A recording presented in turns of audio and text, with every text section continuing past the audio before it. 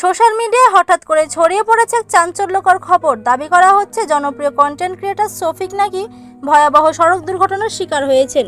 বিভিন্ন পেজে দুর্ঘটনার ছবি, মোটরসাইকেল ভেঙে যাওয়ার দৃশ্য এবং শোক বার্তা সহ পোস্ট ছড়িয়ে পড়তে দেখা যাচ্ছে। অনেকেই ইতিমধ্যে সেই পোস্ট শেয়ার করতে শুরু করেছেন। কেউ কেউ আবার মন্তব্য করেছেন, এত অল্প বয়সে এমন ঘটনা সত্যিই মেনে নেওয়া কঠিন।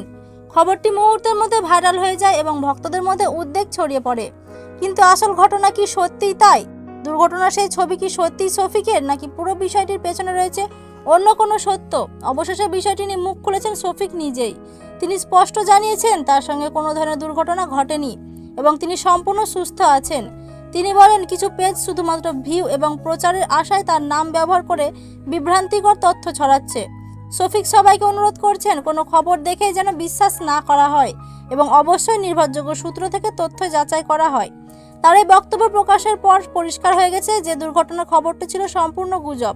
তাই সামাজিক মাধ্যমে ছড়িয়ে পড়ে এমন বিভ্রান্তিকর পোস্ট থেকে সতর্ক থাকুন এবং যাচাই ছাড়া কোনো তথ্য শেয়ার করবেন না। এ বিষয় নিয়ে আপনার মতামত কি কমেন্টে জানান। যদি আপনি আমাদের চ্যানেলে নতুন হয়ে থাকেন তাহলে দয়া করে সাবস্ক্রাইব করুন। ধন্যবাদ।